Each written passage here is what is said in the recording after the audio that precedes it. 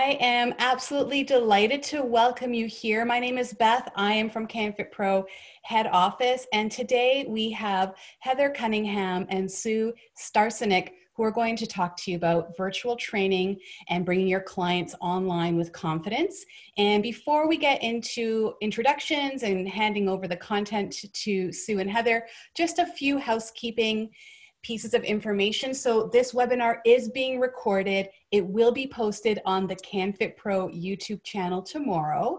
And so you can catch the replay thereafter. We will also be sending out an email tomorrow with that replay link and any other information that is part of this webinar. And you can also do a CEC quiz for this webinar. So you can go into your member portal, canfitpro.com member portal, and find Get Education to find the CEC quiz option for this webinar. So that's $30 plus tax. If you're interested, it's totally optional. If you need CECs, it's a great way to get some CECs and earn those CECs while you're educating yourself on this webinar. So welcome everyone. I'm delighted to introduce Heather Cunningham and Sue Starcenik. So Heather Cunningham is one of our personal training specialist pro trainers for CanFit Pro, and she's also the owner of Fit It In, a mobile personal training company, and she serves clients in the Greater Hamilton area of Southern Ontario. Sue Starcenik is a fitness instructor, specialist pro trainer with CanFit Pro, and she's also a physiotherapist in the Hamilton area as well. And they've both confidently brought their clients online, and they are here to share with you best practices, tips, and ideas to help you do the same. So with that, I'd love to pass it over to Sue and Heather. Awesome. Welcome everyone, and thank you so much for joining us today.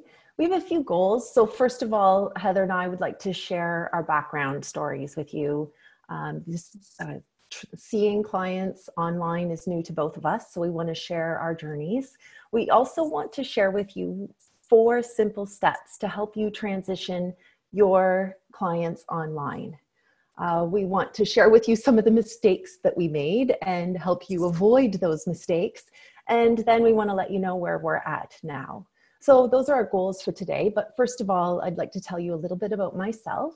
So I am a physiotherapist. I work part-time as a physiotherapist in a private practice, seeing clients in person and treating with a combination of manual therapy, hands-on skills, acupuncture, and exercise. I'm also a group fitness instructor and a pro trainer. So I teach a variety of different fitness classes. And like all of you, that came to a pretty abrupt conclusion in March. So there was a very gradual increase in the infection control procedures that we were following until it became obvious that we were going to have to close both the clinic and the gym. So very quickly, that was a very stressful time. It was a very uncertain time, but it became very obvious quite quickly that we would have to do something for the well-being of our clients and the well-being of our business. And so we looked into virtual training and converting the business online. So we did the research, we muddled through learning new technologies, we learned different platforms before we settled on one. And I had the same questions that you probably did or do, such as, is it even safe? Is this even a safe thing to do? So what I can assure you now is that with a few adjustments, it is safe to see clients online. There's always an inherent risk with any type of exercise, but virtual training can be done safely. And we're going to share those tips with you today. And what I can assure you is that our services are needed now more than ever. Many of my clients went from working in an office, driving to that office, walking from car to desk, sitting at a desk perhaps for 8 hours. Suddenly COVID strikes their businesses. Some people were not working. Some people then were working even more hours as they're trying to manage their businesses from home, and were sitting even more without even having that walk from the car to their desk. So people were contacting me because they were sore from that much sitting. And a great solution to that is exercise. Exercise really is medicine. The other group of people that were really benefiting from this were people who were cut off from their exercise. Maybe their teams, they're no longer participating in their team sports, they're no longer attending their gyms. People who were searching out workouts online and were doing virtual YouTube workouts that really were too challenging for them, and they were getting injured in doing so. And we are perfectly set up. We have relationships with our clients, we know their fitness levels, and we certainly can help that clientele, and we are needed now more than ever. And I'll tell you that when I first connected with those clients, they appear on the screen, I appear on the screen. There really is a little moment of magic when we connect, and we want that for you if that is right for your business. So we're here to help you through that journey now. And Heather, would you like to share your story and your journey with us? Of course. So I think I'll start by just telling you what my business model is, who I serve, and how I serve them. So as Beth said, I own a business called Fit It In, and we are a mobile service. So I have a wonderful trainer who works with me, and the two of us provide our personal training services in our clients' homes. So we go to the client and use their equipment and see them where they are. We also offer small group training in each of our homes. We have home studios. So as you can imagine, that went from 100% business to zero almost overnight. I'm sure there are many of you here today who have a similar story. So that's where I'm coming from. That's where I started, and here's where I am today. So I'm sure, like many of you, my first emotion was like panic is maybe an understatement. Panic, and I felt I had a lot of sleepless nights. I felt a huge weight of responsibility, the financial burden of having no idea how I can continue to make money, like no idea how I can continue to make money and how I'm going to meet my family's financial obligations and help take care of my trainer who works with me. And I love her, and I want to be sure that she's secure as well. So panic is the first word I'm going to share with you. And next, I felt overwhelmed. I knew I had to do something. I felt really overwhelmed, and I actually felt very frustrated. I was overwhelmed by technology and the options that are out there. I felt frustrated because I didn't know any of it, and I was mad at myself that I should know this. Why am I so bad at this? And, you know, I should be further ahead in this area than I am, and where to begin. So the bottom of my learning curve, standing there, that learning curve felt really steep to me, really overwhelming. But at the end of the day, after I kind of had a few days of that feeling that I'm sure we've all had that together, I felt very determined. This is my business. This is my baby. I've built this. I am not willing to give this up, the business, nor am I willing to give up those clients. I care very much about those clients. I care very much about the service that we provide, and I will figure this out. I need to figure this out. So now today, I'm here to tell you that I'm excited about the measure of success that I've had. I'm excited about the opportunities I've discovered that I didn't know about. And I'm excited that we're able to continue to serve our clients in the online space, even though I began as novice is maybe the word I could use. Maybe not even a novice, an absolute beginner. So I'm excited, and I'm really excited to be here with everybody here today. Are we going to take those poll results now? Are we able to see how people answered today? So look at that. Have a look at that, everybody. So 47% of you today, 103 people answered that you are curious about taking your business to the online space. 32% of you are in the process, and 21% of you have already made that transition. So that's awesome. So no matter where you are on that spectrum, no matter how you've answered that question today, I hope that you'll be able to find something that's useful to you in our webinar.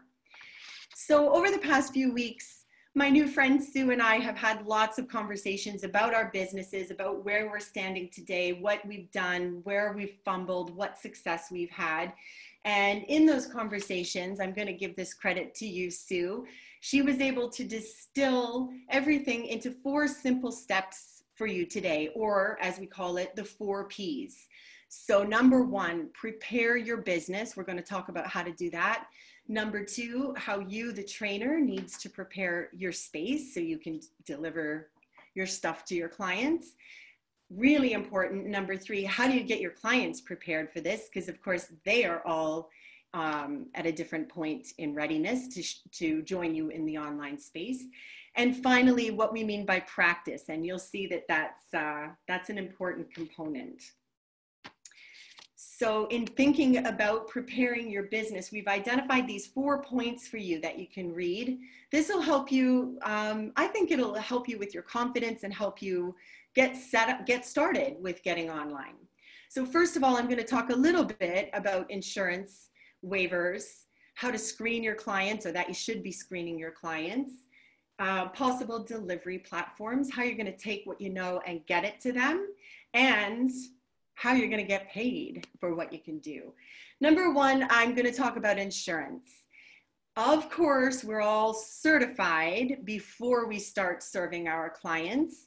So your certification must be up to date. You can check that with CanFit Pro, and then you're able to be insured. So those of you who haven't got your own business insurance, that's your first call.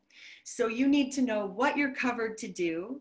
You need to know what that's going to cost, and those questions can only be answered by your insurance provider. So there are a few out there. I called around. I started with my current insurance provider to ask those questions, and we would suggest to you that you might put a call into Arthur J. Gallagher. That is the preferred insurance provider for CanFit Pro. So that's a good place to start if you're looking for, step number 1, call them.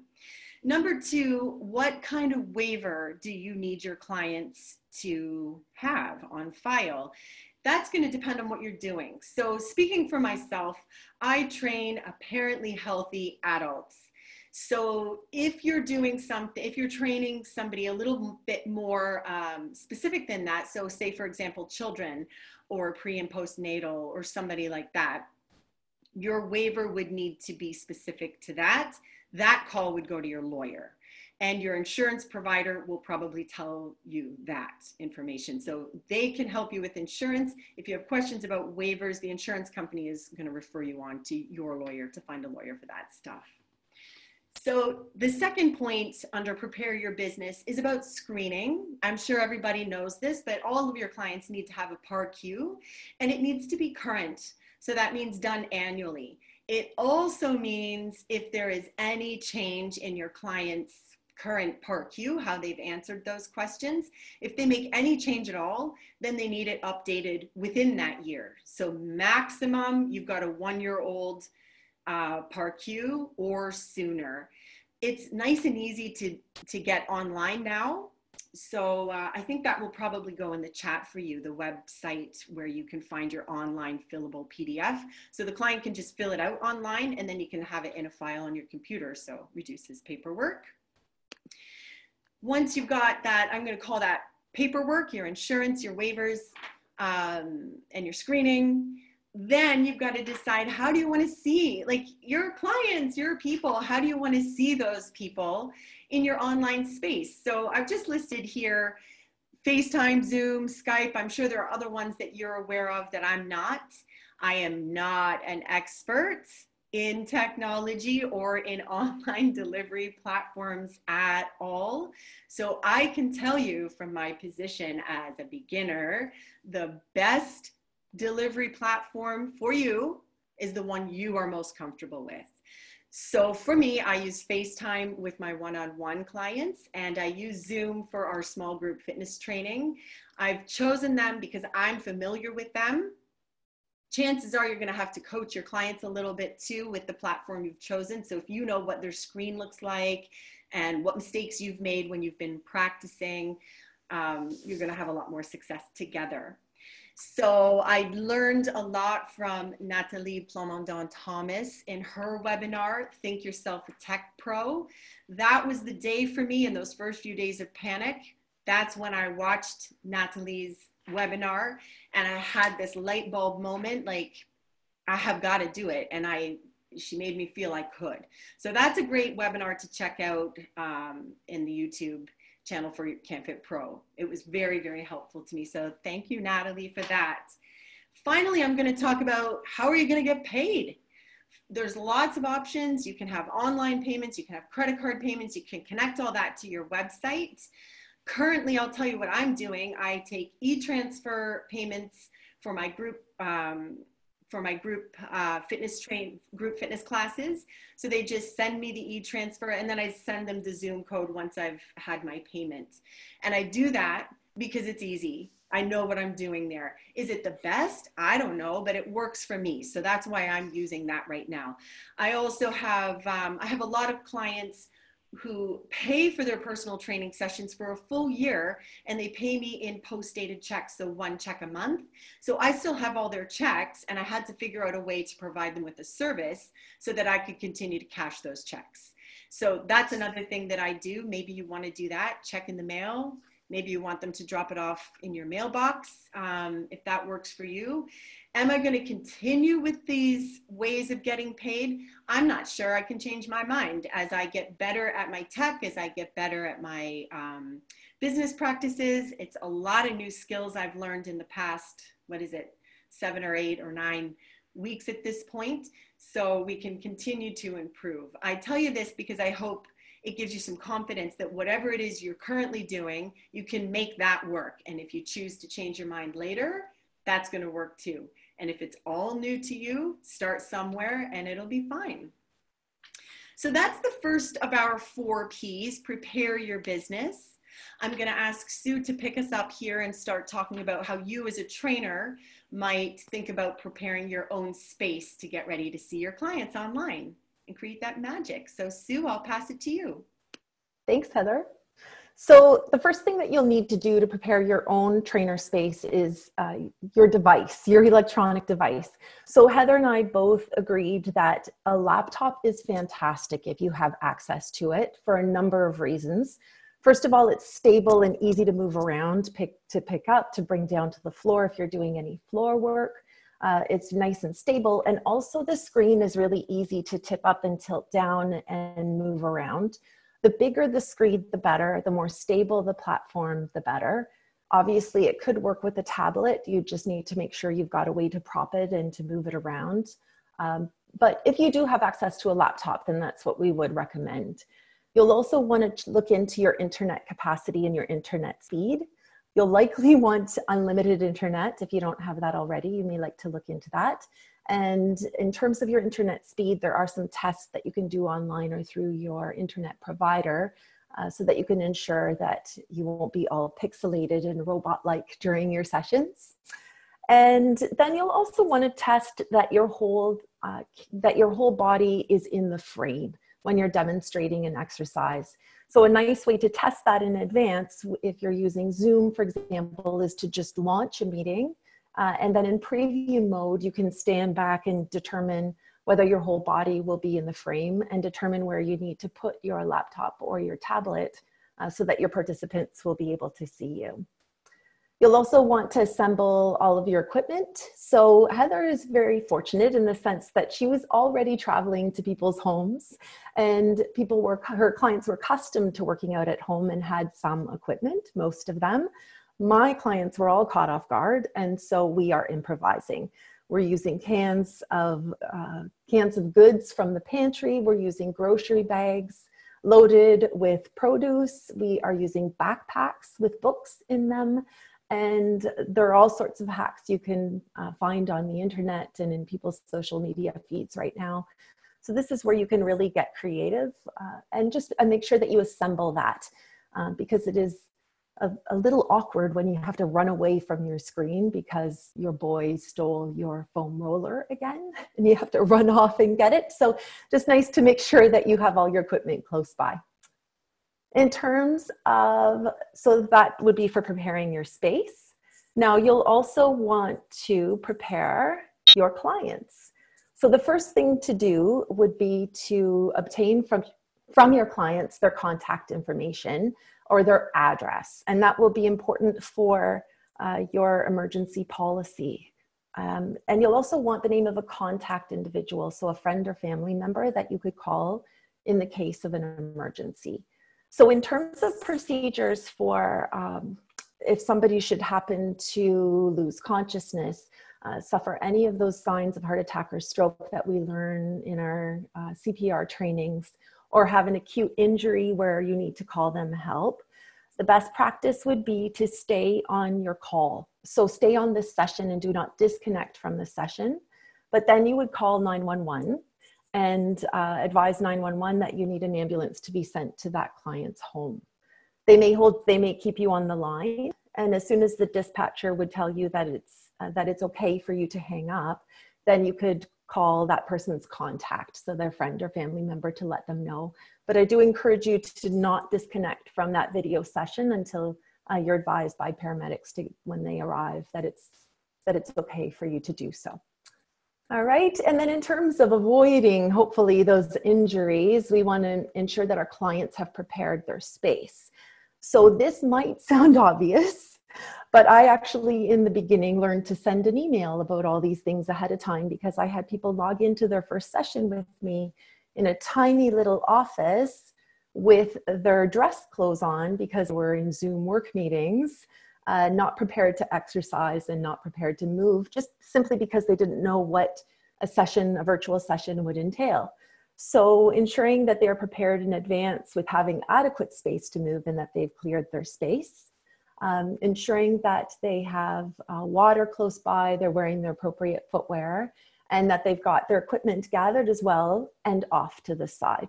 So a little note about clients. When we train clients one-on-one, they are accustomed to us taking that equipment away from them, taking their dumbbells when they're done and moving them off to the side. When we then transition to the virtual space, we'll have to remind them to take that equipment and make sure they set it off to the side out of the way so that they are responsible and cautious that there's nothing around that they could be tripping on. And then we'll also want to prepare our clients for using the technology. So hopefully most people now have started using some virtual technology to communicate with friends and family, but we'd want to encourage them to practice the platform that we'll be using with them. And encouraging them to also check ahead of time that they'll be able to stand back far enough so that their whole body will be in the frame of the camera. And also preparing them that they may need to move the camera around. So we may ask them to tilt it up or to tilt it down. We may ask them to lift it up or bring it down to the floor. And we can also give them ideas for propping their phone or their tablet. So there are some stands that you can buy to help with that purpose, but there are also all sorts of hacks that could be used. So I know that one of Heather's clients used a holder for a decorative plate, and that's what she used to prop up her tablet. So that's a great little tip. All sorts of ideas for holders on social media. And that brings us to the fourth and what we believe is perhaps the most important step for transitioning our clients online, and that is for trainers to practice ahead of time. So we really recommend that you practice with family and friends. And this is a great chance to test, first of all, how well they see you and how well they hear you. And how well they see you may depend on your internet connection. So, and it seems that every household, every trainer has stories about internet connection. In my household, we've been very fortunate. I have 3 teenage boys who are attending their classes virtually at the same time as I am training clients, and that doesn't seem to be a problem at all until they decide that they're hungry and they head downstairs to warm up their lunch in the microwave. And as soon as they do that, my screen freezes.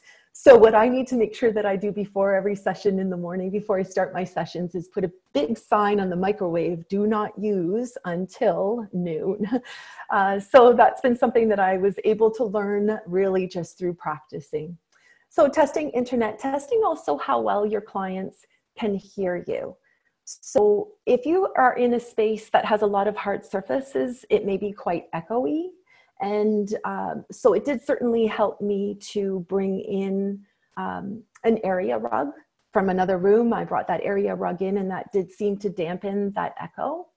When I was testing out, I could also tell that I have this strange looking structure behind me is actually a bookshelf with a TV on it. And I've had to cover that with a big sheet. And I'd love to purchase something one day when I can get back out shopping again, a fancy screen. But in the meantime, what I did is just take a similar colored sheet and draped it over top. And that really helped clients and my participants see me better. So I use that, I cover that in the mornings before I see clients, just to make my demonstrations, exercise demonstrations, easier to see. Another really great advantage of practicing in advance is that this gives you an opportunity to test your coaching. And I believe that this is the biggest difference really with the actual process of delivering exercise online, is that we need to coach differently. And that applies to whether we're doing our assessment techniques or our reassessments, assuming we're transitioning our existing clients online, or whether we're teaching them a new exercise. And Heather and I didn't know each other beforehand. And when we were chatting initially about how we were transitioning our clients, we both had adopted the same strategy that works very well. So what I would do ahead of time before a session would be think about what I want to do with that client and think about what directions I want them to face. So if for example, I want to see how somebody's shoulder flexion looks at this point because they've been at a desk with their arms at their side, then what I would need to do to check their flexion is turn side on. And I would make sure that I move away from the screen. And before any test that I do, a really good tip is to ask your clients to watch you first. So first of all, to just demonstrate either the test or the technique that you want them to do, and then come back to the screen, then get your clients in position, and then ask them to go ahead and demonstrate the exercise. And this is where I think that we have an advantage being group fitness instructors, because we're very bossy and we're accustomed to telling people where we want them to go. So telling, for example, your clients, no, I need you to move, to turn to the side. I need you to face your door. I need you to move back. I need you to tip the camera. And it does take more time initially. Our clients do get used to it. And this becomes easier as time goes on as well. So we did get a question ahead of time. Somebody was asking about assessment techniques. And it's true that certain assessments don't lend themselves very well to the virtual space. So for example, somebody asked about seated rotation. So a difficult test to assess and compare side to side, but I'm going to actually show you how I would do that with my clients.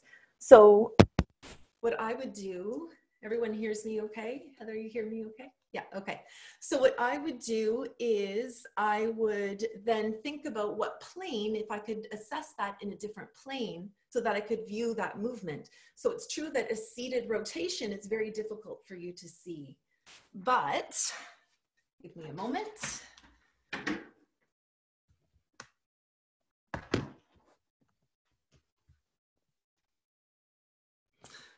But you'll be able to see my rotation if, for example, I test that in 4-point kneeling facing the screen. And then you'll see that if I rotate through my thoracic spine, either lifting my arm, or I could even do that leading from my elbow or with my hand behind my back. And then you might be able to then compare to the other side. And you can probably see already that rotating to that is my left is more challenging for me than rotating to my right.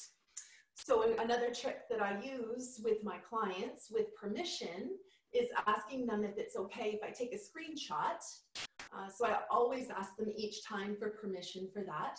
And then with a screenshot, I can go into the editing feature on my phone, and I can mark up. So I might mark a line and draw an arrow through my heart to the floor and then through my arm or through my shoulders to then measure that rotation online. So that's been something that's been very helpful.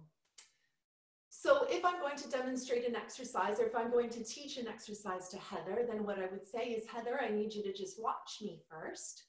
I would come to my position, and I would say, I need your hands under your shoulders, your knees under your hips, your core braced strongly to stabilize your spine.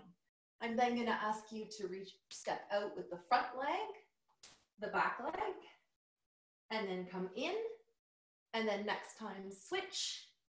Lead with the back leg first, keeping your back straight and your hips level. And then I would ask Heather to go ahead and get into that position.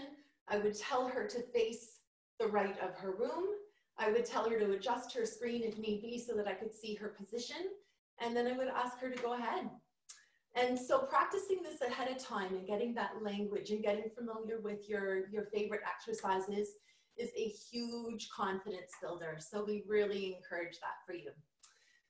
Now, along the way, Heather and I definitely made some mistakes. We both made some mistakes, and we would like to share with you what those mistakes were so that hopefully you can avoid them.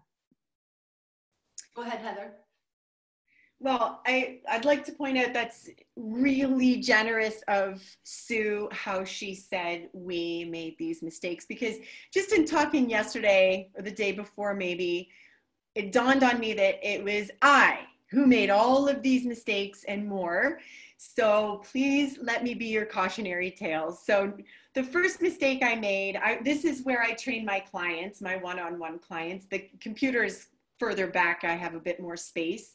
But it's this gray curtain. So I chose this space because I got a lot of light here, natural light coming in from my windows right here. It happens to be my front door, so I'm in my front hall. And it's a nice plain background so that it wasn't cluttered and it was sort of impersonal. I didn't want them to know much about what my house looks like. And that was great, except I wore a long sleeve gray t-shirt and gray pants, and then I used a silver stability ball. And the first client online, that magic happened, and she couldn't see me. She said, you kind of look like a shadowy, giant pregnant person, because I was holding the silver ball in front of my silver gray top and the gray curtain. So had I thought about that ahead of time, I would have looked like Sue with a contrasting outfit against her nice neutral background. So the only thing you pay attention to is Sue and her body position, and she contrasts really nicely.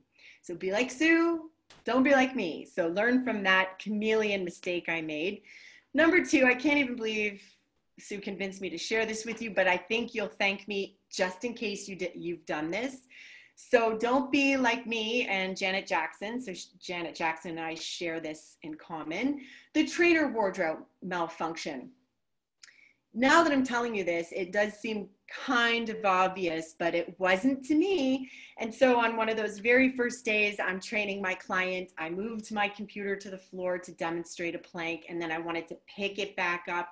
And so I picked it up like this, wearing a really loose tank top. And I heard the husband and the wife, "Ooh, Heather, we can see all the way to your belly button, down your top." And so that was awesome and not professional and super embarrassing.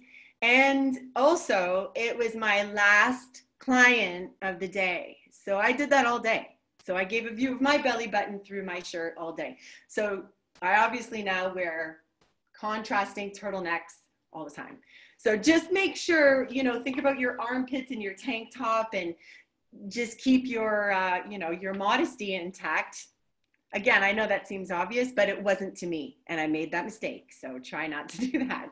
Number three, it's along the same line. So this has actually happened to me a lot. It kind of goes along with what Sue was saying about thinking, stop, watch me demonstrate what I want you to do. Now you do it, and then ask them to position their body in a very particular way to the camera. So I've noticed in the first week, a lot of times people sitting on their chair facing the camera, and the camera is at the same height as the seat of the chair. Same thing, sitting on a stability ball and the camera's at the same height as the stability ball, and they face the camera. Stay with me here. And the worst one is when you ask them to do a glute bridge, lie on your back, knees bent, lift and lower your seat. Make sure you say that you face side on. So through all of those different body positions, I've learned like loose tank tops, loose shorts, and feet facing the camera. Preserve your client's dignity and show them some respect. And just advance warning, do this sideways. Make sure I can't see up your shorts or down your top or through your armpit as well. So that can be kind of distracting, and you just want to be sure that keeping things PG. So those are my 3 mistakes. And those are things that have occurred to me within the session. So now I'm going to turn to Sue and ask her to take a practical look at how you might start a session and tie it up with a bow, finish the session at the end, and a little bit of what comes in between. So Sue, I'll ask you to start us off with that. Sure. And Heather, I have made some mistakes, and some of those, especially the chameleon. Mo Hagan and I filmed classes, new body classes for the virtual platform at Good Life, and we made the chameleon mistake. And I'm reminded every time I go to a particular club where some of the virtual fitness participants remind me about the chameleon. So mistake not to be made again.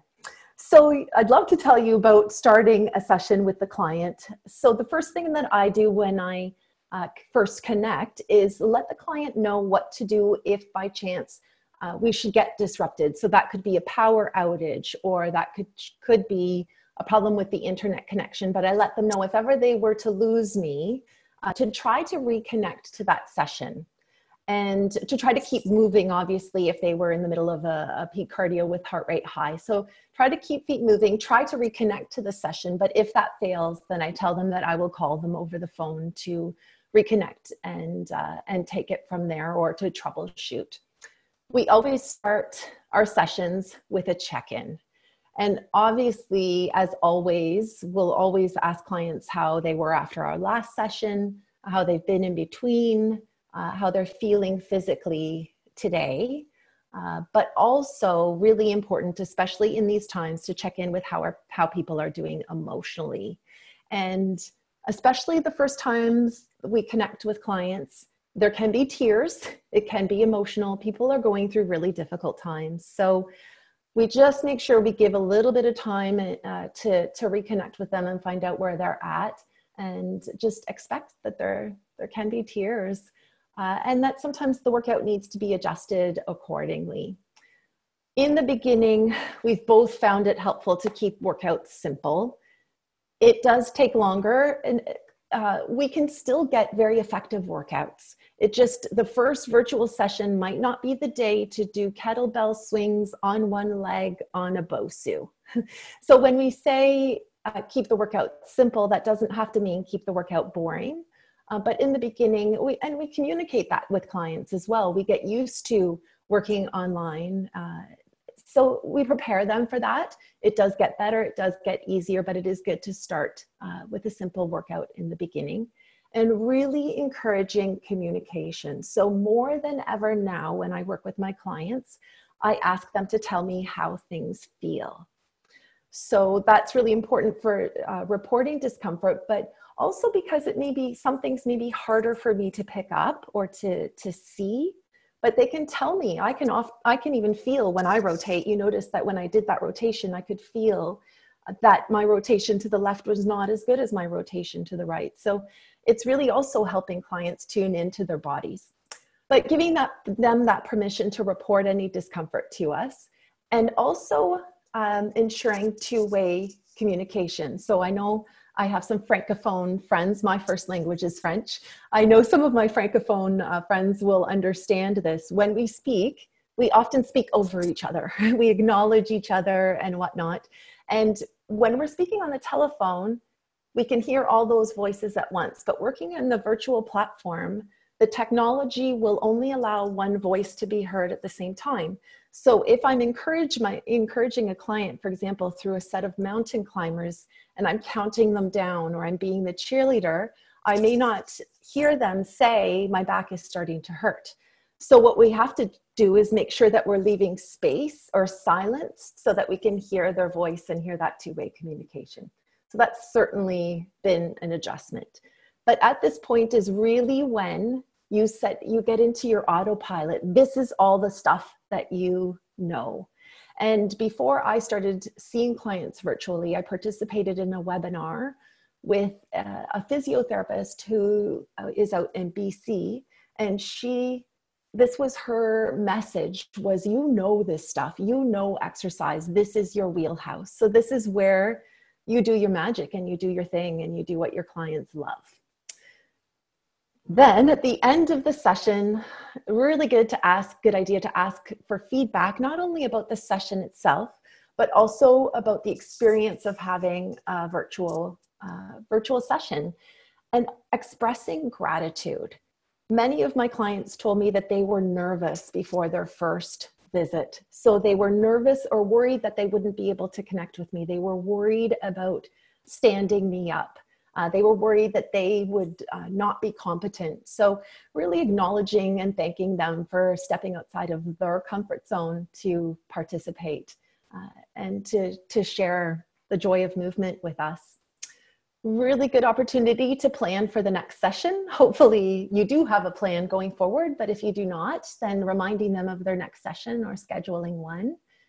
And then we as trainers, as fitness professionals, are great at self-assessment. So at the end of a session, we are going to know what worked, what didn't work, what we need to rethink, and we will evolve. I am still definitely evolving.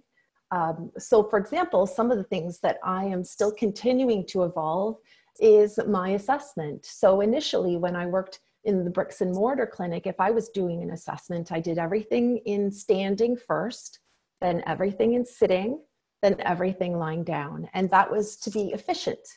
But now in the virtual platform, I'm having to change how I assess and do everything in the sagittal plane first. So everything side on, everything facing the camera. And then I have to think about how I might position people to check rotations and then do things lying down. So I'm still working all that out and slowly developing a system, but it will come with time for sure. And it's a really good idea to also schedule a buffer between clients.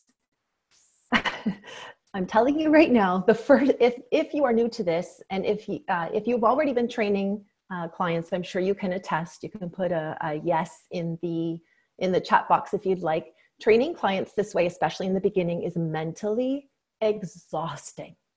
Mentally exhausting. So I really recommend that you pace yourself, give yourself some time between, maybe schedule a buffer between your clients to regroup before you go on to the next one. Not to say that you couldn't do back to back, but perhaps work your way up to that. All right. So that would be how we end a session. So Heather, would you like to add anything else? Any takeaways? I would like to tell everybody that it's not too late to start. So wherever you are today, you're in the right place. You're in the right place for you. It's not a competition. They're your people, or there are people out there that need you, and it's your time. It's your time to start. Of course, I hope I'm not alone, that we all have a measure of self-doubt when we get started with anything new, but of course it gets better. We know that from exercise, that you get better at things you practice. And I would like to leave you with a little story about one of my clients. And I'm sharing this with you because I think it really illustrates or ties together everything that Sue and I have talked about today. And so what happened was I emailed all of my clients, my current clients, to let them know that I'm not coming to your house anymore, but this is the way I'm going to move forward. And I hope everybody will join me. And I'll talk about one particular client anonymously. I'm going to call her Tina. And I wonder if other people who know in Tina's life might describe her as perhaps difficult, perhaps negative, those might be words other people might use to describe Tina.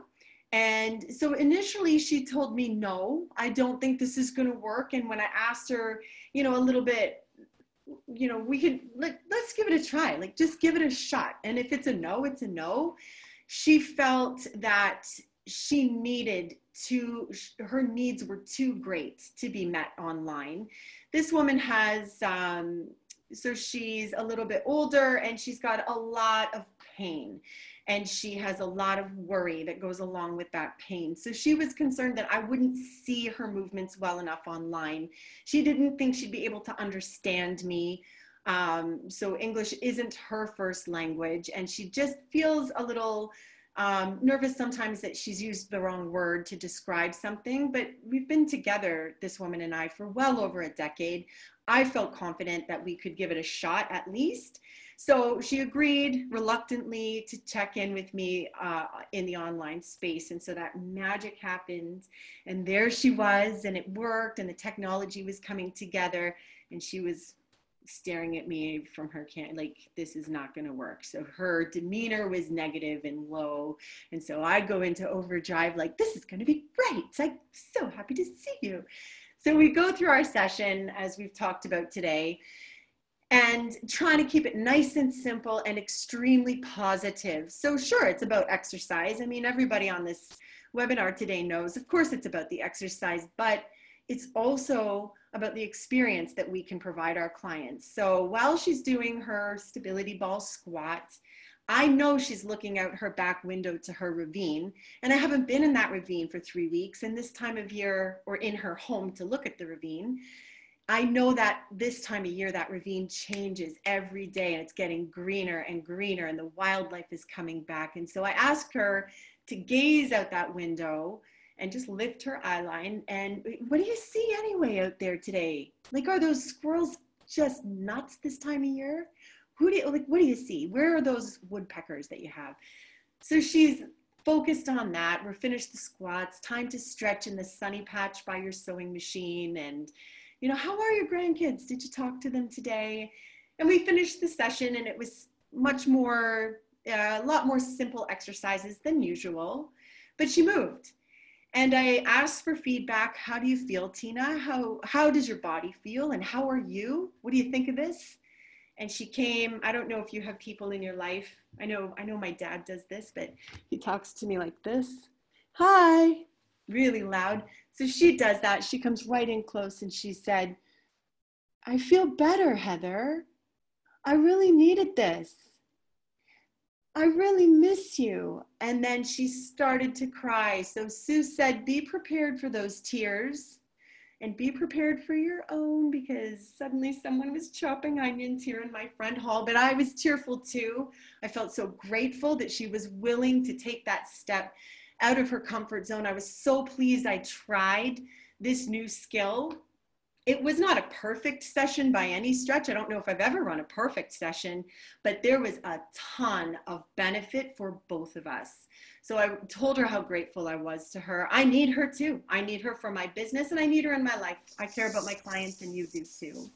So I encourage you to get over your self-doubt, give it a shot. Your people need you so much right now for all kinds of reasons. I'll leave you with this great quote from Natalie Plamondon-Thomas. She said this at the end of her webinar, and if you go back and watch it, you'll see this moment. She says, at the end of the day, remember that you are resourceful and you will figure this out. So whether you're the best tech pro in the world or whether you're the best personal trainer in the world, I am neither of those things, but I am able to figure it out, and I continue to grow with it and learn. So Sue, I'll ask you to share with us your final thoughts for today's webinar, what your final tips are. Sure. So full disclosure here. Here's where I'm going to be really honest. That first few weeks of transitioning was really stressful. It was hard. It was exhausting. It was frustrating. I was not sleeping well. And I woke up every morning with that feeling like I was starting a brand new job. nervous? Is the technology going to work? Are my clients going to be happy? So it was not really a great way to live. And just coincidentally, I happened to put my earbuds in and go out for a walk, because that's one of my great ways of relieving stress. And I put on my headphones, I logged into Nathalie Lacombe's website, and she does a vlog in bed with the fitness industry. And yes, it is PG. Check it out. I think that Beth is going to put that link in the chat. And Nathalie interviewed Mo Hagan. And at the end of that session, Nathalie asked Mo for Mo's strategies for coping with the stress. And what Mo said was a game changer for me. Mo said, remember your why. And that really rung true for me. But what I'm going to ask you to do right now, all of you, let's get that chat blowing up. I would like you to go in and type right now into that chat, what is your why? Why are you here right now, giving an hour of your day? Why have you ever gotten up before dawn at 1:45 to go train a client? Why do you give up a weekend in August to attend a conference, or this year for the virtual series? What is your why? So once I reflected on that afterwards, I remembered that one of the best things I have ever done for my personal development as a human and as a fitness professional was Men with Why, Jerry Visca. And Jerry helped me realize my why. So I exist, I am on this planet to help spark the way to confident movement. So that is my why. And after I heard that discussion, or after I heard Mo say that, it reminded me, and it struck me that standing on a stage, leading a group of people, or being with a client in the clinic, in that brick building, that is the how. That is not my why. My why is to help people move with confidence. And so as soon as I realized that this technology, this is a way for me to live my why, that was a complete game changer. I went to bed with that in my mind. I fell asleep. I slept well. I woke up the next morning not dreading the process, not dreading the technology, but really looking at it as a gift. So this is a gift, and this is a blessing, because this allow me to continue right now to live my why until I can see my clients face to face again, or until I can stand on the stage in a group fitness studio. So I really hope that that resonates with you. And Beth, I think we're ready for some questions. Awesome. There's been some great questions and some very inspiring comments in the chat about everyone's why. So keep them coming. They're so inspirational to read. So lots of great questions, Sue and Heather. One is around how many clients of yours converted to online? Were there any that said no? Did you get, pretty much 100% of them online training with you? Can you let us know? So I'll start with that. I would say I had almost 100% of my clients stay with me. And I'll give you the reasons why those that did not stay with me, just so you have ideas if your clients don't stay with you. In one instance, they both lost their jobs. So they had no income at all. And they still don't have their jobs. So they had finished paying. So I didn't owe them any more service. I didn't have any of their money. And so we were at zero, and they could not continue. And that would have been true COVID or not, that would have been true online training or not. They could not continue for financial reasons. And another one, the other reason why I did not see one of my wonderful clients is because she has a baby who's just started crawling. So when I visit her for our in-person one-on-one personal training, it's such a joy because I get to cuddle this little baby for a lot of our session and pick her up and redirect her as mom is working out. but she said, I just can't, like, I can't do it with her crawling.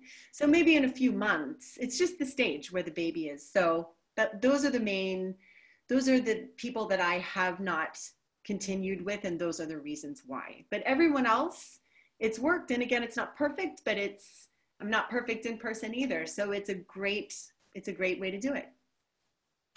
So I can comment, although in the physio world, our goals are different. Our goals are to discharge, right? My goal is to help people, resolve their injuries and then let them go. Sometimes we do follow people along and progress exercises or whatnot, but really we want to get them better and send them off to continue to be active however they want to do that.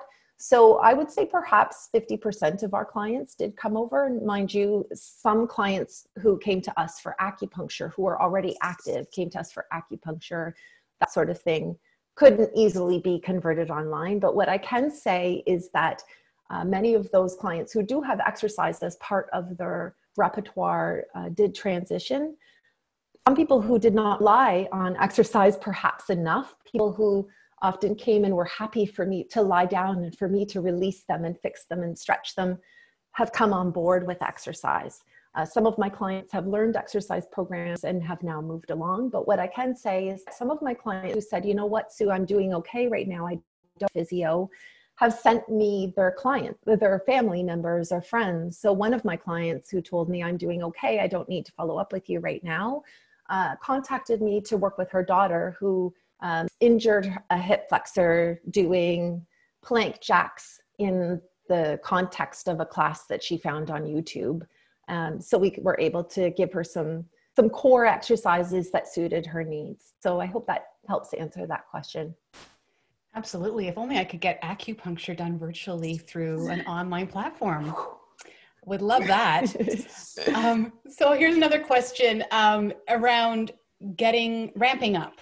So from those initial COVID weeks where there's a lot of uncertainty to feeling like you're just fully bringing your clients online and your weeks were full with training clients online, how long did that take you to ramp up?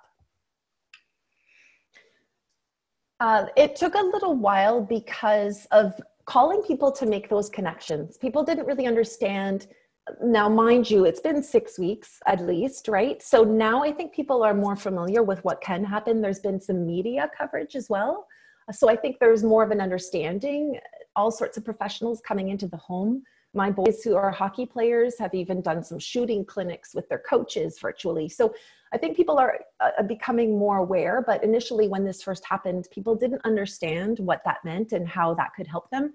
So I reached out to my clients and had to explain. So initially, if we hadn't spoken in a while, there was a lot of this.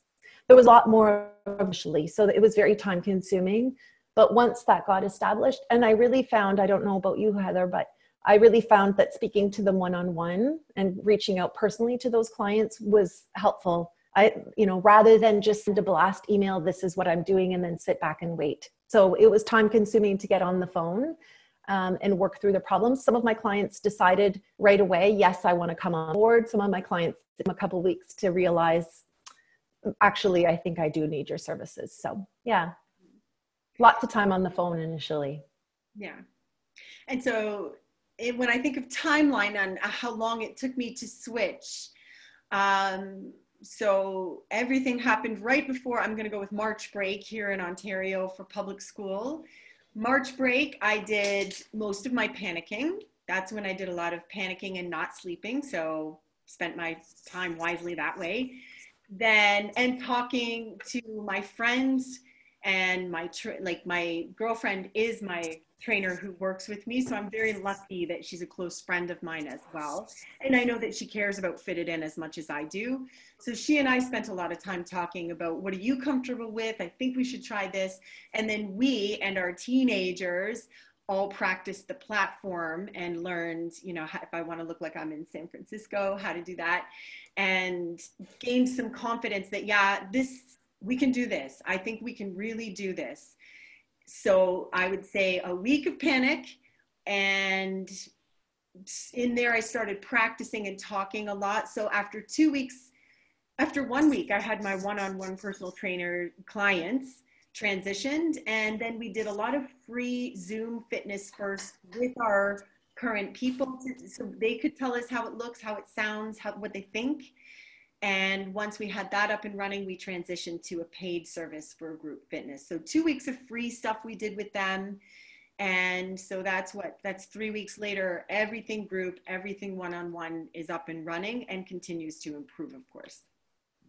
It sounds like those relationship skills were crucial, and that's something that you both teach. All of our pro trainers teach, as well as the technical skills of being a fitness professional, but also those soft skills too. And we're so excited at CanFit Pro to let folks know that our certification programs will be moving online. Some of them already are. I'm going to put in the chat where you can find out more information about that. But we have one more question as we finish up here, just around what's next for you both when, you know, the physical restrictions, the physical distancing restrictions have eased and things open up again. What do you expect? Will you continue to do online training and seeing patients, or will you shut that down? So I can say that we do have some recommendations now from our colleges that govern us in terms of returning, planning to return to see clients in the clinic one-on-one. And our colleges have recommended that we continue to see clients virtually whenever possible. So teaching exercise, if my client, that is what they need, then I will continue to do that virtually. Definitely. That virtual is here to stay for me. I have a number of clients who also have risk factors and are high risk. So those clients, I'm going to really encourage them. Clients who, for example, are recovering from cancers and whatnot. It's one of my special interests. So those clients I will definitely, as much as possible, also continue to see on the virtual platform. But what I'm really excited about is that in the past, when I had clients travel, they had to cancel their sessions. And now, one of my clients, for example, traveled to visit her sister up by Grey Bruce and had to cancel her sessions. Well, now, and she really struggled and suffered when she came back. So now we continue our sessions while she's gone. So that will be an advantage. That will be here to stay. Whether people travel for business or travel for pleasure, we can continue to keep in touch. If a client calls me and says, I have car trouble, I can't attend my session today, then I can just convert them to virtual and continue to have that session. So this is here to stay. And I'm so grateful that I've been able to make this transition now when I don't have 3 kids attending hockey tournaments and I'm not driving all over the place. I've really been able to focus my attention on learning the skill, and you know, they are easier to live with when they're playing hockey, but at least, at least I've been home and able to focus on this. So virtual is here to stay. In some capacity. Yeah. It will not replace one-on-one for sure. I can't wait to see people and connect with people again, but there will be a space for it. So I would echo 2 big things that Sue said. It's here to stay. The online space for connecting with your client for fitness is here to stay. I agree with Sue there. And number 2, I can't tell you how grateful I am. I know there's a lot of you out there who have businesses like I do, and you go, and you are trading dollars for time. And you can't stop and upgrade skills, and you can't stop and consider what other directions you might take, because that means you're not taking in money. So I'm so grateful for, I am bummed that we're in a global pandemic, and I am really grateful for the opportunities I've found during this time. And I've been forced to stop and have a look at how things are going. So what's next for me? Yeah, I'm gonna stay online in some capacity for sure. And number 2, I need to learn, for the health of my business, how to make my business more of a hybrid situation. It's something I knew, it's something I heard over and over from the rock stars in our industry, that you must diversify, you have to have protected income. I've heard it time and time, and I know, but I didn't know how, I still don't know how, but I'm closer now than I was before. So having ways to have income, other profit streams that don't require me to be present in every single hour that I do. So whether I'm hour to hour in person live or online live, that I will keep both of them. I agree with Sue. You can't replace being there in person. But I love this. I love not driving all day to client. And I will figure out, I know I have what it takes to figure out how to hybrid this business moving forwards from here. Well, honestly, you've learned and grown so much through this whole process. I have no doubt that you're going to, really hit that quantum leap in your business expansion. And there's probably so much you can even learn in the CanFit Pro virtual series starting August 13th. So everybody should go and check out the amazing fitness business sessions that will be offered, and registration for that is coming soon. So with that, I do want to wrap it up. We're about 5 minutes over. Thank you everyone for being here. And don't forget, the replay link will be sent out by email tomorrow. You can also have access to a CEC quiz for $30 if you're interested. That's optional for you. And that's at thecanfitpro.com, and you can log into your member portal. And I just want to do a heartfelt thanks to Sue and Heather for being here and sharing their wins and their growth opportunities, their growth mindset through all of this. And I know it's helped me think more confidently about being online, and I know it's helped our members too. So thank you all, and have a great rest of your day. Thank you. Bye.